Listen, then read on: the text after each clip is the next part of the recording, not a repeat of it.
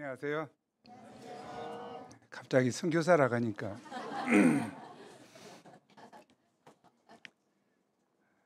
특성 참 은혜롭네요. 장광 목사님이 불렀던 참 은혜로운 시간이 기억나서 너무 감사한 것 같습니다. 정말 주님만 의존합니다. 주님 한 분으로 만족하고 주님만이 나의 힘이라 이렇게 고백하는 우리가 됐으면 좋을 것 같습니다. 수양회 통해서 은혜 많이 받으셨죠? 저는 목마름에 대한 합당한 말씀과 신선한 소감 통해 큰 은혜를 받았습니다. 은혜를 잘 간직할 수 있기를 기도합니다. 우리 함께 마가복음 3장 14절 15절 읽죠. 시작. 이에 12를 세우셨으니 이는 자기와 함께 있게 하시고 또 보내사 전도도 하며 귀신을 내쫓는 권능도 가지게 하려 하심이리라. 오늘 소위원 선서가 있다고 해서 그에 합당한 말씀을 찾다가 또한 소위원이 어떤 면에서 예수님의 제자로 부름 받는 것과 같다는 생각에 이 말씀을 살펴보고자 합니다. 카일 아이들먼의 Not a fan. 팬입니까? 제자입니까? 이제 참 도전적인 책인데요. 오늘날 대부분의 신자들이 예수님을 닮은 삶이 없는, 참된 제자도가 없는 팬으로서 예배당에 와서 환호하며 그저 영적 유의를 즐기다가 간다는 것입니다. 자기 부인과 더불어 자기 십자가를 지고 따르는 수고 없이 그저 자기 만족과 재미를 위해 따르다가 또한 편안하고 안전한 길로만 예수님을 따라가고자 하다가 예수님을 위한 자기 손해나 아픔을 감당해야 하는 순간에 미련 없이 다른 집단의 편으로 떠나갑니다. 그런데 예수님이 보시는 것은 성도의 숫자가 아니라 헌신의 깊이입니다. 예수님은 성경 곳곳에서 우리 신자들이 당신의 제자 되기를 원하고 자기 부인, 자기 십자가를 지고 따르는 참된 제자도를 가르치셨습니다. 우리는 환호하다 사라져버린 예수님의 팬의 삶이 아니라 참된 제자의 삶을 추구하고 따라 살아가기를 기도합니다. 제자 양성은 예수님의 사역 중 가장 중요하고도 위대한 역사 중에 하나입니다. 제자 양성을 통해 복음 역사를 계승하고 발전될 수 있습니다.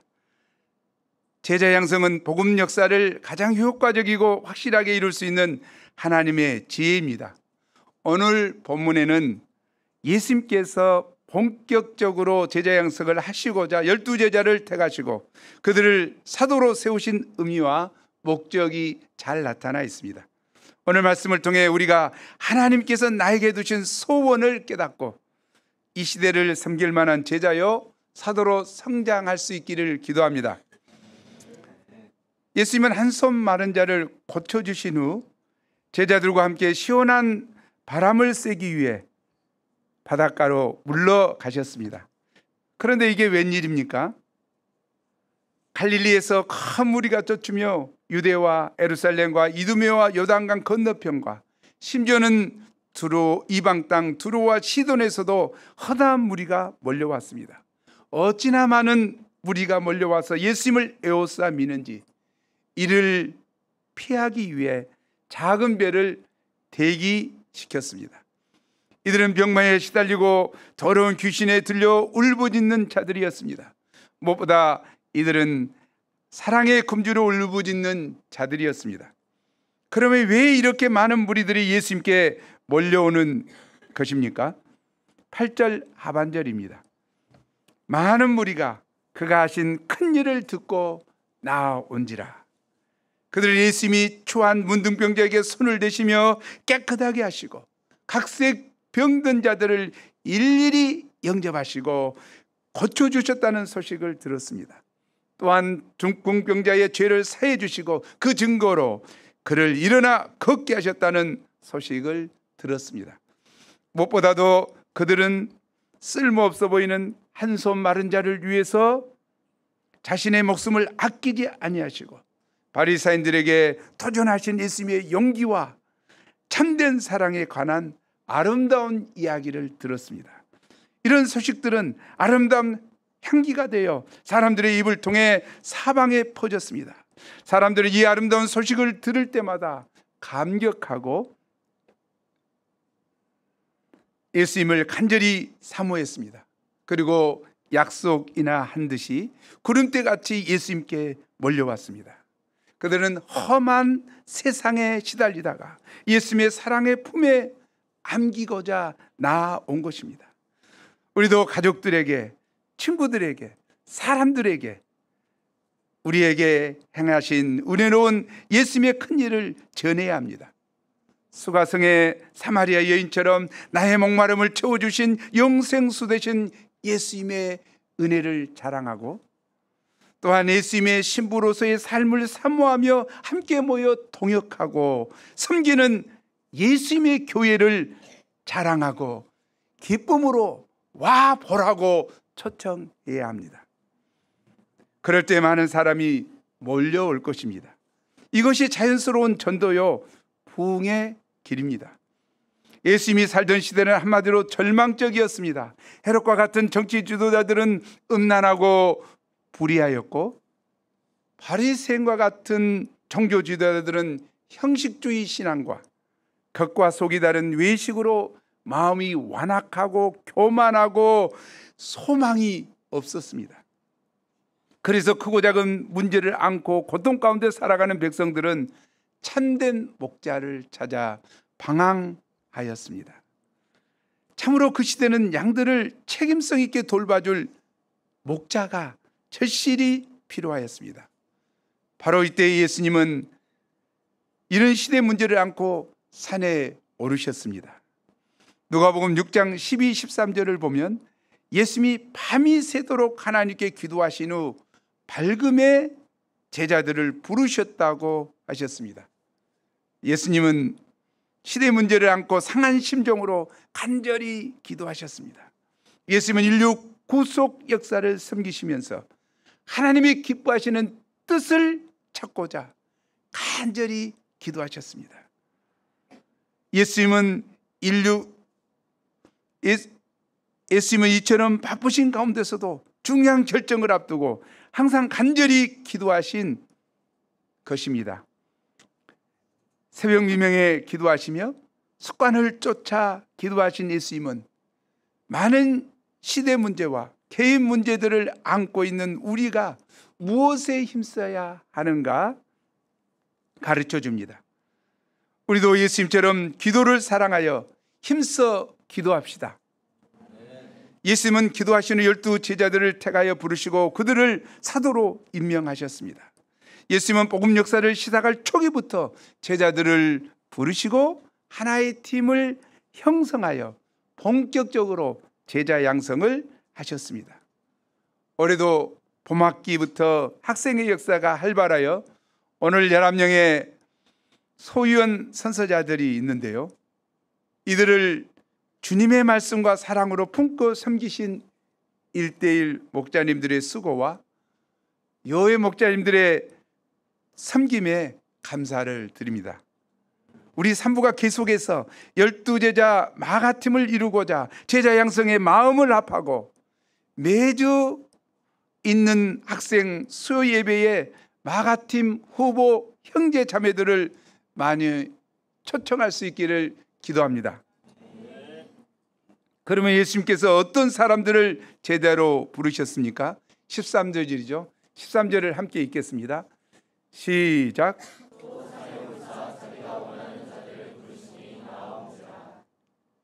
여기서 자기가 원하는 자들이란 감정적으로 자기가 좋아하는 자들이 아닙니다. 공동 번역에 보면 마음에 두셨던 자들이라고 하였습니다. 즉 예수님께서 많은 사람들을 섬기면서 평소에 눈여겨보시고 사도들로 키우기로 마음먹은 자들을 주권적으로 부르신 것입니다. 이는 부르심이 사람의 뜻으로 말미암지 않고 하나님의 뜻으로 말미암았음을 말해줍니다. 요한복음 15장 16절 상반절은 내가 너희를 택한 것이 아니요 내가 너희를 택하여 세웠나니, 너희가 나를 택한 것이 아니요 내가 너희를 택하여 세웠나니. 그러므로 이 부르심은 주님의 주권에 기초했기 때문에 어느 누구도 변개할 수 없는 절대적인 부르심입니다. 내가 제자 된 것이, 내가 목자 된 것이, 내가 하나님의 백성 된 것이 누구의 선택이라고요? 하나님의 선택. 내가 좋아서 한 것 같은데, 내가 선택한 것 같은데, 분명히 말씀하십니다. 하나님은 하나님의 선한 인도 가운데, 하나님의 주권 가운데 너를 택하여 불렀다. 여기에 앉아있는 모든 자들은 그냥 온 것이 아닙니다. 하나님의 선한 주권이 있습니다. 아멘. 또한 예수님의 부르심은 온전히 은혜에 기초한 것입니다. 그들이 예수님의 제자로 부르심을 받은 것은 어떤 자격이 있어서가 아닙니다. 그들은 대부분 갈릴리 어부 출신으로 신분이 낮고 학문이 없는 자들이었습니다. 또 재산이 많거나 사회적인 지위가 있는 자들이 또 아니었습니다. 이를 볼 때 그들이 예수님의 제자가 된 것은 온전히 하나님의 일방적인 은혜로 된 것입니다. 플라톤의 아카데미아 입구에는 기하학을 모르는 자는 들어오지 말라는 책망이 써붙여 놓았다고 합니다. 기하학을 모르는 자는 플라톤의 제자가 될 자격이 없습니다. 그러나 예수님의 학교에는 이러한 조건이 전혀 필요 없습니다. 꼭 수능 점수가 좋아야, 스펙이 빵빵해야 하는 것도 아닙니다. 여기에는 은혜로 택함 받은 자, 곧 믿음 있는 자만이 들어갈 수 있습니다. 아멘. 그러면 그들의 반응이 어떠했습니까? 나온지라. 이 말씀은 그들이 예수님의 부르심에 인격적으로 어떤 주저함 없이 즉각적인 순종으로 응답했음을 말해줍니다. 부르심에 응답해야, 예수님의 제자가 되고자 하는 소원과 결단이 있어야 주님은 이를 꼬투리로 키울 수 있습니다. 예수님은 12를 택하여 세우셨습니다. 몇 명을요? 12를. 그토록 많은 약무리들이 몰려오고 있는데도, 그 시대가 그렇게 어둡고 절망스러운데도 예수님께서는 그 시대의 문제 해결을 위해 소수의 지도자 양성에 전념하셨습니다. 12사도 양성. 그러면 예수님께서 12를 택하여 세우신 목적이 무엇입니까? 우리 14절 15절을 함께 읽겠습니다. 시작.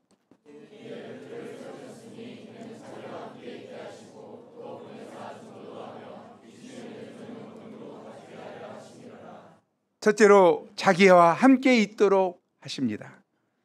예수님께서 제자들이 자기와 함께 있도록 하신 것은 인격적으로 예수님이 어떤 분이신가를 알고 예수님께 대한 믿음을 심고자 하심입니다. 또한 예수님과 깊은 관계성을 맺고 그들의 병든 내면이 면접 치료받도록 하고자 하심입니다. 뿐만 아니라 그들이 예수님의 형상을 본받아 리틀 지서스, 작은 예수가 되게 하는 데 있습니다. 이 예수님의 교육 방법은 전인 교육으로서 지식과 기술만을 전달하는 교육이 아니라 24시간 동안 항상 제자들과 함께 먹고 함께 자고 함께 대화하고 함께 생활하는 공동생활을 통해 예수님의 삶과 인격과 능력을 배우도록 하는 산교육이라고 할 수 있습니다. 한마디로 예수님은 제자들과 생활의 전 부분에서 공동생활을 하셨습니다. 이것은 말할 수 없는 은혜입니다. 예수님은 이 땅에 오신 거룩하신 하나님이시오, 제자들은 냄새나는 죄인들입니다. 예수님은 성육신 하사 그들의 문제에 동참하시고 그들과 동고동락하셨습니다. 종의 모습이 되사 그들 가운데 한없이 낮아지셔서 그들을 섬기셨습니다. 이것은 그들에게 임한 은혜 중에 은혜였습니다. 사람은 누구와 함께 있는가에 따라서 그 사람에게 절대적인 영향을 받습니다. 검은 집단에 들어가서 보스와 함께 지내면 자기도 모르는 사이에 범죄자가 됩니다. 그러나 예수님과 함께하면 실생활에서 자기도 모르는 사이에 예수님을 닮게 됩니다. 와, 예수님을 닮게 된다. 와. 오늘날에는 지식과 기술은 과거 어느 때보다도 엄청나게 많이 습득하고 있지만 인격 형성을 위한 인간 교육을 제대로 받지 못합니다. 이로 인해 이티와 같이 머리는 크고 가슴과 다리는 새 가슴과 새 다리와 같이 기형적인 인간들이 생겨나게 되었습니다. 그래서 공부는 잘하지만 인격이 대먹지 못한 사람이 참으로 많습니다. 이는 참으로 우려할 만한 일입니다. 그러나 예수님의 교육 방법은 인격과 인격이 맞부딪히는 산교육입니다. 이를 통해 가치관이 변화되고 인격이 변화되고 천재가 변화됩니다. 많은 신자들이 교회는 다니지만 그들의 삶은 이 세상 사람들의 가치관에 따라 사는 자들이 많습니다. 그러나 제자된 우리는 무엇보다 먼저 깊은 말씀 묵상과 영접, 기도로 주님 앞에 머무르며 주님과 함께하는 시간을 많이 가져야 합니다. 어떤 시간을 많이 가져야 된다고요? 예, 주님과 함께하는 시간을 많이 가져야 된다는 거죠. 무엇과 함께하는 시간이 많습니까? 중요한 이야기요. 스마트폰. 그래서 예수님을 통해 자신의 약점과 허물이, 죄성과 상처난 내면이 치료함을 받으며 예수님의 성품인 사랑, 섬김, 희생, 순종, 겸손, 온유 등을 인격적으로 배우며 실천함으로 우리 내면이, 즉 우리의 생각과 사상과 가치관과 삶의 방식이 변하여 예수님화 되어야 합니다. 우리가 하는 공동생활, 가정생활을 포함하여 공동생활을 하면서도 분명한 목적의식을 가질 때, 어떤 목적의식? 예수님을 닮고자 하는 목적의식을 가질 때 철저한 영적 기본생활을 감당하고자 하는 마음이 생기고, 더 나아가 공동생활을 통해서 일어나는 갈등과 불편함을 불평불만으로 분출하기보다 예수님의 섬김과 희생과 사랑을 배우고 닮아가는 기회로 삼고 내면성 훈련과 목자 심정을 갖추고자 투쟁하게 됩니다. 이게 굉장히 중요한 이야기라고 해요. 부부도 마찬가지죠. 부부도 그 인간 얼마나 죄악돼요. 만나면 만날수록, 사람은 가까이 가면 갈수록 뭐가 보여? 죄성이 보이는 거죠. 죄성이. 죄인이구나 하고는 깨닫게 되죠. 근데 문제는 뭐예요? 자기는 모르는 거예요. 자기는 안 죄인인 것처럼 꼭 행동한다고. 그리고 여기만 죄인이야. 그러니까 정죄하고 판단하기 쉽잖아요. 그런데 예수님을 배우고자 하면 거기에 문제가 달라지는 거죠. 예수님을 닮고자 하면, 예수님의 섬김과 사랑과 희생과 이것을 배우고자 하면 정말 달라지죠. 다니엘 선교사님, 이다니엘 순천 선교사님이 이제 50주년 됐대요. 결혼. 그래서 어떤 사람이 물어본 거야. 다시 이 사람하고 살겠습니까? 뭐라고 대답했겠어요? 나는 다시 결혼해도 이 사람하고 하겠다. 왜? 50년 동안 감당하고 이렇게 품고 해왔는데 또 다른 사람하고 결혼하면 50년 동안 그 고통과 아픔을 생각하면 도저히 자신이 없는 거야. 누가 나? 이 여자 50년 동안 그래도 적응하고 이렇게 했는데, 그 말을 듣고 내 참 의미 있다 이렇게 생각했어요. 그러다 인간의 죄악성이 부부가 잘 느끼죠. 공동생활 하니까. 저 인간이 그런지 알았더라면 안 했을 것인데, 안 그래? 몰랐으니까 우리가 콩깍지 끼워가지고 했잖아. 나만 그런가?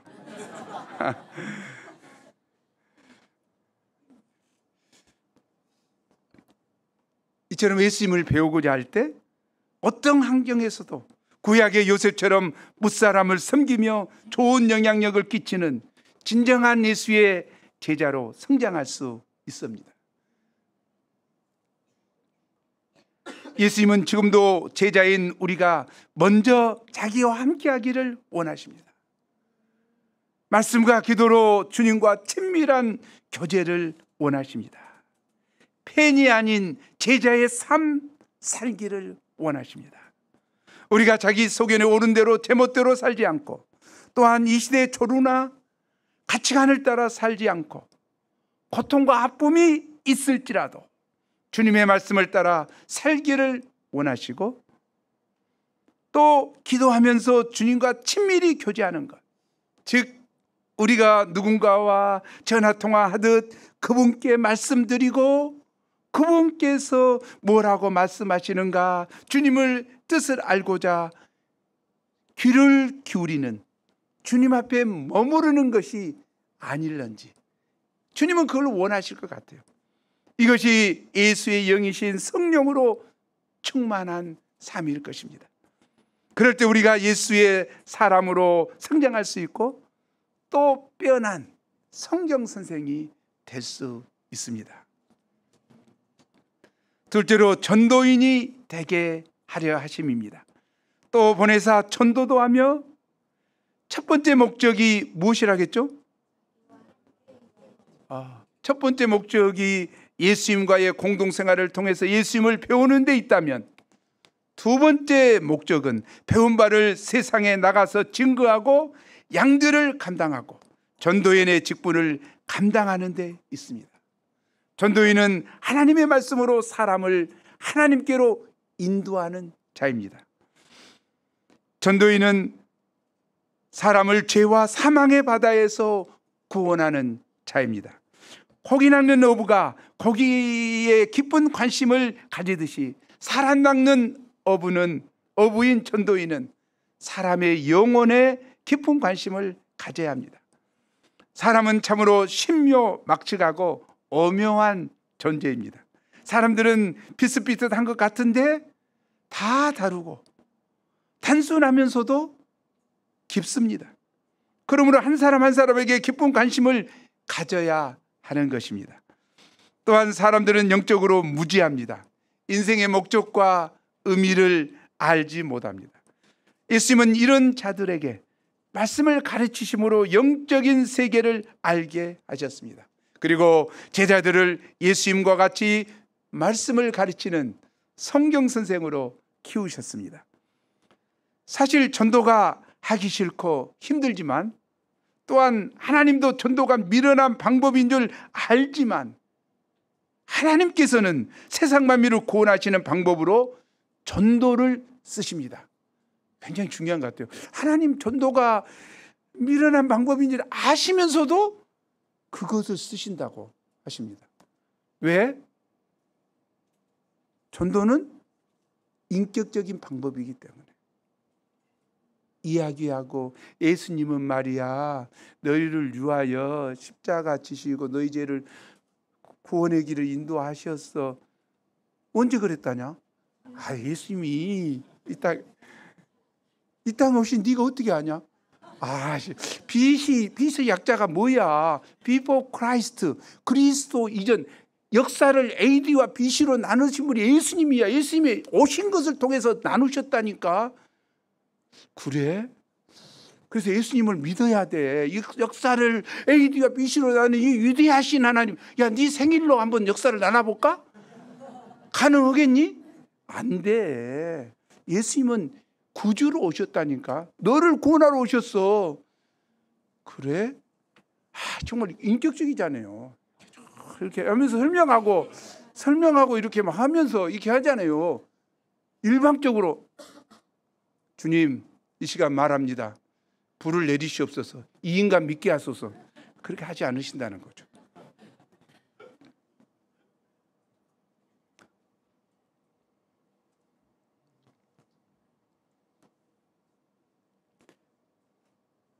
또한 예수님은 제자들을 세상 가운데 보내사 전도하며 세상을 변화시키는 변혁자들로 키우기 원하셨습니다.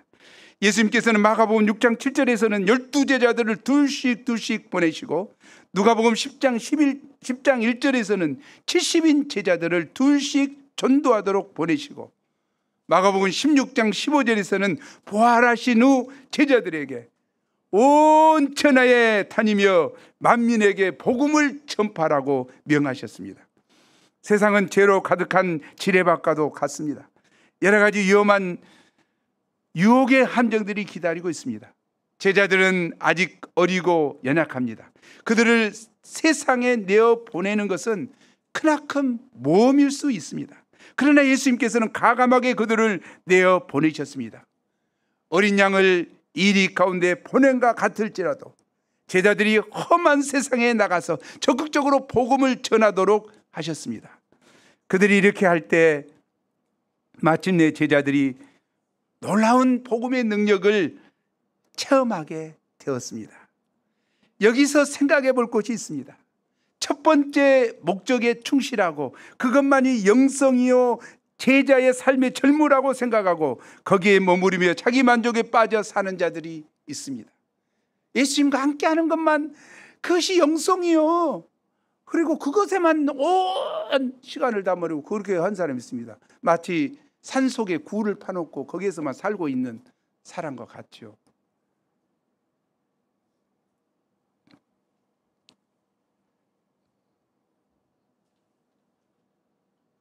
그러나 첫 번째 목적에 충실한 자는 예수님께서 제자들을 전도하러 내보내신 것처럼 반드시 예수님께서 맡기신 전도 사역에 동참하며 헌신하는 것이 있어야 합니다. 아멘.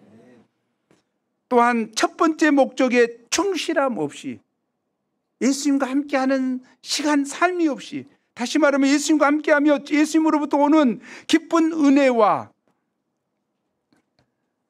배움 없이 영성의 성숙 없이 사역에만 매이고 헌신하고자 하는 것은 힘든 고역이요 잘못된 신앙입니다. 요한복음 15장 5절은 말합니다. 우리 함께 읽어보죠. 시작.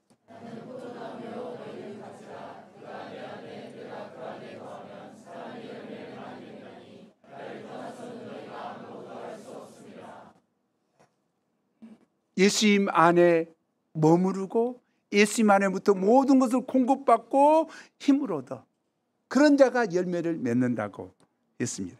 따라서 우리는 무엇보다 먼저 주님 안에 거함으로 주님의 은혜 가운데 강해야 합니다.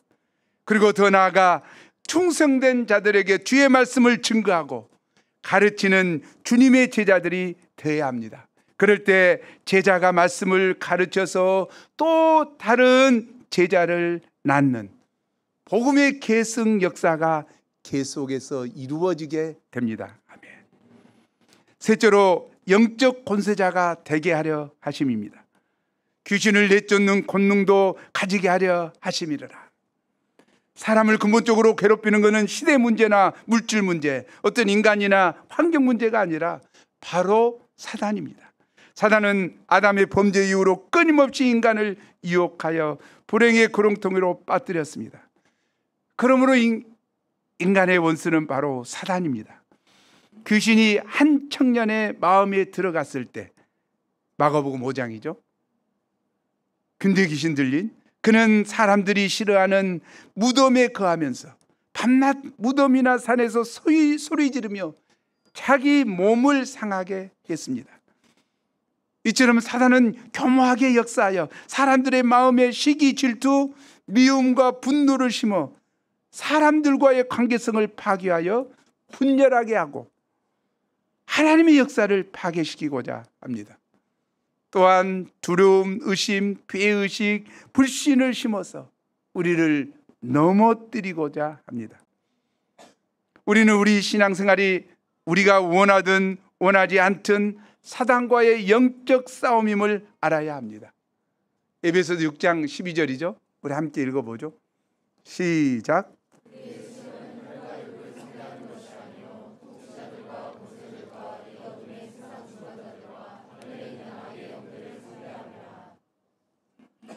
그러므로 우리는 내적 외적으로 역사하는 사단의 역사를 분별하고 사단과 싸울 수 있는 영적인 사람으로 성장하는 것이 필요합니다.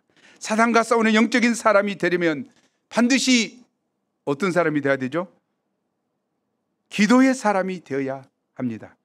마가복음 9장에 보면 벙어리 귀신 들린 아이를 고치지 못했던 제자들이 예수님께 나와서 물었습니다. 마가복음 9장 28절 29절이죠. 우리 함께 읽어보겠습니다. 시작.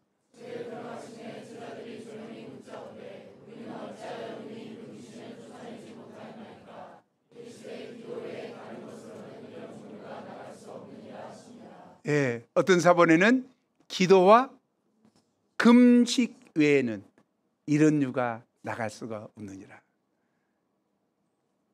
귀신 쫓는 영적 권세를 덧입기를 원하는 자, 귀신에 시달리고 있는 영혼을 귀신을 내쫓고 온전케 하기를 원하는 자, 뭘 해야 된다? 기도해야 된다. 또 필요하면 금식해야 한다. 예수님은 제자들이 사단의 역사를 분별하고 내적 외적 원수들을 물리칠 수 있는 믿음과 기도의 용사가 되기를 원하십니다. 예수님은 제자들이 위로부터 성령의 능력을 덧입고 악령의 세력을 물리칠 수 있는 영적 권세자가 되기를 원하셨습니다. 이를 위해 전도를 보내시며 제자들에게 귀신 쫓는 영적 권세도 주셨습니다. 누가복음 10장 19절이죠. 우리 함께 읽어보겠습니다. 시작.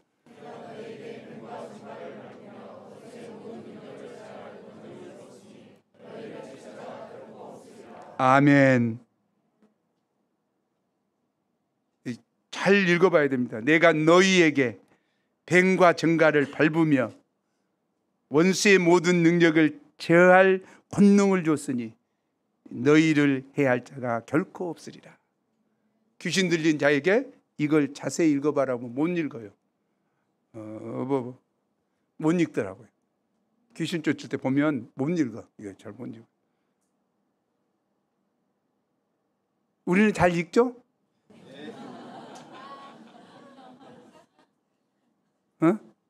우리는 잘 읽죠? 네. 다시 한번 읽어보겠습니다. 시작. 내가 너희에게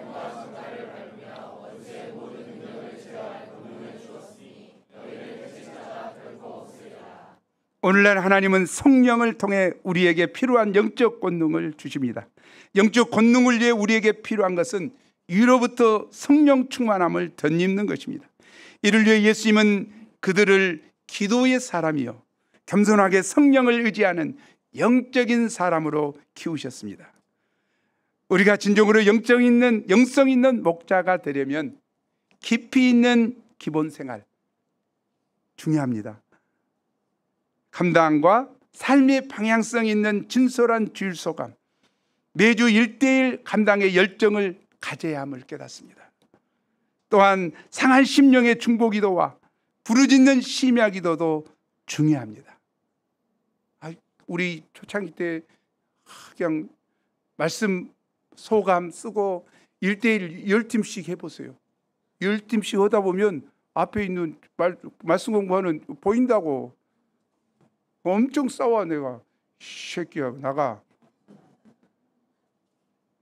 중요한 것 같아요. 우리가 1:1 말씀 공부하면서 말씀을 가르치려고만 하지 않고 자기가 말씀을 영접하고 내 말씀이 내 안에 충만히 임하면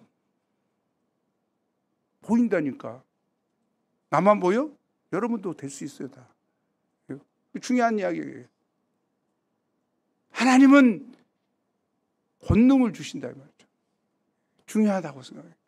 우리가 하고 있는 기본생활 소감 쓰는 것, 1:1 말씀 공부, 전도하는 이것을 성실히 하는 것 중요하다. 그래서 말씀으로 남을 가르치는 게 아니라 자기를 새기는 거죠. 그런 말씀이 충만하면 뭐요? 말씀 충만은 성령 충만이고, 성령 충만하면 뭐요? 하나님 예수님이 하셨던 일을 할 수 있는 것이죠. 동일하게 우리가 할 수 있기를 간절히 기도합니다. 그럴 때 자신과 양들의 내면에 역사하는 사단의 세력을 물리치고 영적인 진보를 이룰 수 있습니다. 예수님은 진정으로 제자들이 영적 권세를 덧입고 영적인 무장을 하고 나아가 사단의 지배하에 고통하고 있는 문제 많은 양들을 구원하기를 원하십니다. 그런데 세 번째 목적을 위해서, 즉 능력 있는 하나님의 종이 되기 위해서는 반드시 첫 번째와 두 번째가 먼저 있어야 하는 것입니다. 그러면 예수님께서 택하신 제자들은 어떤 사람들이었습니까? 16절에서 19절에 보면 예수님의 12제자들의 이름이 기록되어 있습니다. 이들은 대부분 갈릴리 촌오브 출신들이었습니다. 그들은 능력이 탁월하지도 않았고 출신 배경이 좋지도 못했습니다. 그들 중에는 공인된 죄인인 세리도 있었고 대목군인 열혈당 출신도 있었습니다. 당시 예루살렘에는 능력 있고 똑똑한 엘리트들도 많이 있었을 것입니다. 그러나 예수님께서는 부족한 갈릴리 촌놈들을 12제자로 선택하셨습니다. 이는 고린도전서 1장 27절 말씀과 같이 세상에 미련한 것들을 택하사 뒤에 있는 자들을 부끄럽게 하시고 세상에 천한 것들과 없는 것들을 택하사 있는 것들을 폐하려 하시며. 아멘. 우리가 부족하고 연약할지라도 주님께서 빚으사 만드시면 얼마든지 위대한 인물들이 될 수 있습니다. 아멘. 시몬은 모래처럼 연약하고 감정적인 자입니다. 그러나 장차 베드로, 즉 교회의 반석이 될 소망을 예수님은 보셨습니다. 야고보와 요한은 보아너게 곧 우리의 아들이라는 이름을 더하셨습니다. 이들이 지금은 조용하지만 장차 우리와 같이 천지진동할 역사를 이룰 소망을 보셨습니다. 예수님은 그들을 부르실 때 처음부터 그들을 사도로 임명하시고 키우셨습니다. 키워보다가 쓸만하니까 사도로 간 거 아니에요. 아예 처음부터. 언제부터? 우리도 마찬가지예요. 처음부터 우리를 내 종이라고 택하실 수 있다는 거죠. 아멘. 주님 감사해요. 저를 택해 주셔서 고마워요. 저는 믿습니다. 예수님은 그들이 현재는 부족하지만 비전 가운데 장차 사도행전의 놀라운 역사를 창조할 일꾼들로 보셨습니다. 예수님은 그들의 현재 모습을 보지 않으시고 장차 변화될 모습을 보시고 그들을 비전과 소망 가운데 키우셨습니다. 우리가 우리 자신이나 옆에 있는 동역자들을 사람의 눈으로 보면, 죄송해요, 봐보세요. 옆에 있는 정말 보잘것없지만 예수님의 눈으로 보면, 아멘, 한 사람 한 사람이 다 역사적인 인물들이 될 제목감들입니다. 부족한 우리 한 사람 한 사람을 그의 제자로 부르시고 소망 가운데서 양육해 가시는 예수님을 찬송합니다. 오늘 소위원 선서를 할 사람들을 향해서도 장차 위대하게 될 동일한 소망과 비전 가운데 세우심을 봅니다. 믿습니다. 살기 좋은 호주에 단순히 즐기러 온 은퇴자의 삶, 팬의 삶이 아니라 실버 선교사로 살고자 나아간 제가 예수님의 제자로서 이 말씀으로 새로운 방향을 찾습니다. 제가 먼저 주님과 함께하고자 힘써야겠습니다. 이를 위해 영어 양식과 주일 말씀을 깊이 영접하고 묵상하며 하루 3시간 새벽 기도와 합심 기도를 잘 감당해야겠습니다. 또한 호주 교회에서 제공하는 무료 영어 강좌에 적극 수강함으로 영어의 진부를 이루고 어찌든지 전도인의 일을 하고자 QUT UQ 캠퍼스 영혼들을 붙여주시도록 중보기도하며 여러 모양의 전도에 도전하며 영적 권세를 덧입음으로 승리의 삶 살기를 간절히 기도합니다. 결론적으로 힘들고 절망적인 시대에 예수님께서는 12제자를 부르시고 그들을 하나님 나라의 일꾼으로 세우사 장차 세상 만민을 구원코자 하셨습니다. 이처럼 저희들도 주님께 부르심을 받은 제자로서의 자부심을 가지고 예수님과 함께하고자 힘쓰며 열심히 예수님을 배움으로 진정한 작은 예수들로 성장해야겠습니다. 또한 이 시대에 대한 문제의식과 사명감을 가지고 힘써 전도함으로 죄로 병든 영혼들을 구원하는 역사를 힘써 이룰 수 있기를 기도합니다. 우리 요절 말씀 함께 읽고 제가 기도하고 마치겠습니다. 시작. 이에 열두를 세우셨으니 이는 자기와 함께 있게 하시고 또 보내사 전도도 하며 귀신을 내쫓는 권능도 가지게 하려 하십니다.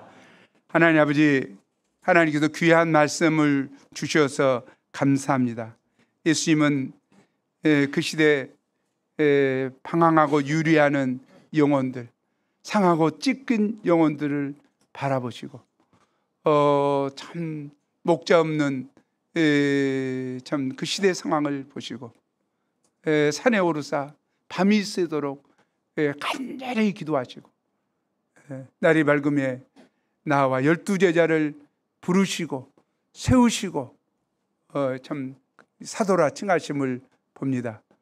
무엇보다 어린 그들이 자기와 함께 있게 하시고 또 보내사 전도도 하며 귀신 쫓는 영적 권세도 있게 하심을 봅니다. 동일하게 하나님, 이 시대에 예수의 제자로 부름받은 저희가 무엇보다 주님과 함께하는 시간을 갖게 도와주시고 그래야 주님으로부터 모든 것을 공급받고 성숙되어 성장하여 영혼들을 섬기는 전도와 일대를 하며 더 나아가 더러운 귀신을 내쫓는 영적인 일을 온전히 섬길 수 있도록 도와주옵소서. 특별히 오늘 세움받은 귀한 소유원 선사하는 자들 10년 가운데 주의 성령께서 함께하여 주시고 은혜를 부어 주십시오. 주님의 깊은 사랑을 알게 도와주옵소서. 감사하고 예수 이름으로 기도합니다.